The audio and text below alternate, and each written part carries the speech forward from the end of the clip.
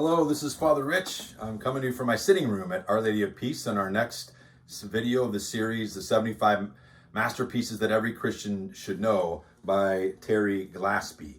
I'm sitting in front of kind of my alma mater section of my high school and my college, Cathedral Prep, University of Notre Dame, and I was actually given this drawing from Mr. Jim Sable of the doors of Cathedral Prep. When I left there, after spending 2 years there on the faculty and as campus minister, I graduated in 1990. And I remember when I was having classes there, somewhere in either junior, sophomore year, English literature, we would read plays, various plays. I remember Julius Caesar from Shakespeare, but one was called Everyman.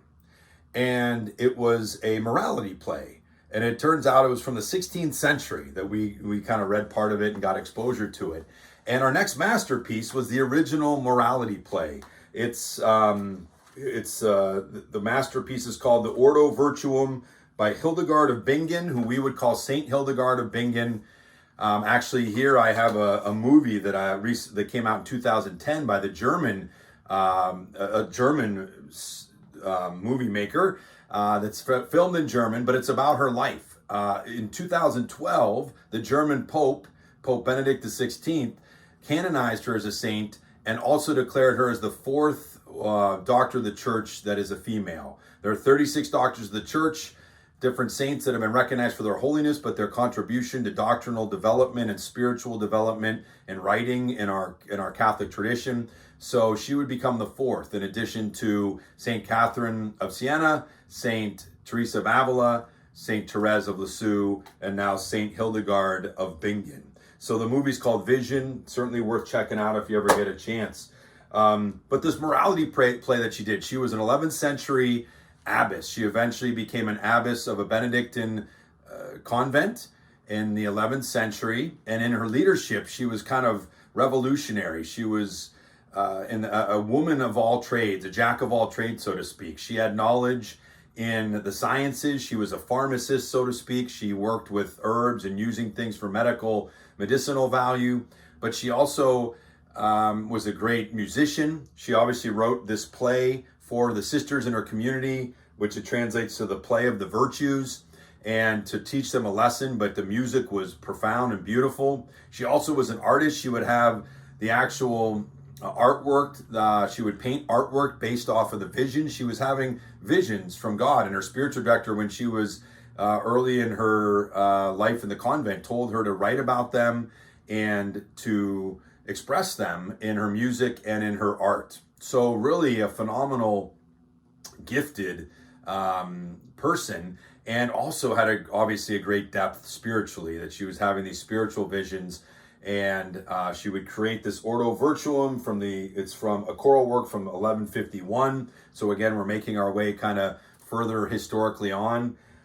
It has a picture of one of the pieces of artwork that she had that was a perspective of her writings that she wrote and about what was going on in her life spiritually. She wrote many letters, and because of all this, again, Pope Benedict XVI would declare her to be a doctor of the church. She would use all kinds of images and parallels to the spiritual life. One was nature. She was profoundly influenced by nature and the way that it can lead us to God. And so she would write a lot about that and use allegories of nature for the spiritual life.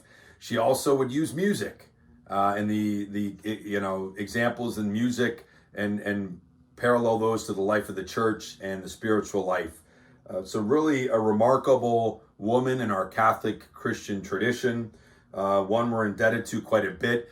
I think it was Pope Eugenius III, as well as St. Bernard of Clairvaux, were contemporaries of her, and they would kind of affirm that these were things of God that she was experiencing. Some of the local church members and leaders would question her and accuse her of these things not being real and kind of being crazy and different things. And so she'd have to obviously work through all that. But she was an amazing spiritual leader of her day, and obviously allowed her music and the visions really to give her a mouthpiece in ways that really women in the church of that time period, the 11th and 12th century, wouldn't have had. So really remarkable story. Encourage you to get some exposure to that play of the Virtues and to listen to it, or you can see it performed on YouTube by some of the Benedictine women religious of this day. So that's our fifth masterpiece. Next week, we'll start back up on Monday. The Windows of Sainte-Chapelle in Paris, the home of the Crown of Thorns. So we'll get to hear more about that story. A remarkable chapel and beautiful stained glass windows in Sainte-Chapelle. So we look forward to that. And thank you for joining us. Have a great day. God bless.